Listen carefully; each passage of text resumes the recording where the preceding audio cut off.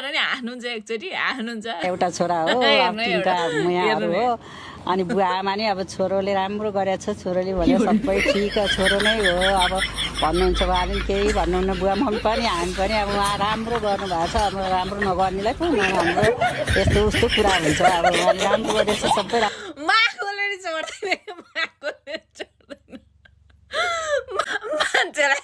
लोद्धर लगाएपछि माकाले नि हेर्छ आयो मम्मी मान्छेलाई लोद्धर लगाएपछि माकाले नि हेप्दो रहेछ भन्ने कुरा प्रश्न भयो मान्छेको दिन सकिएपछि माखाले नि हेप्छ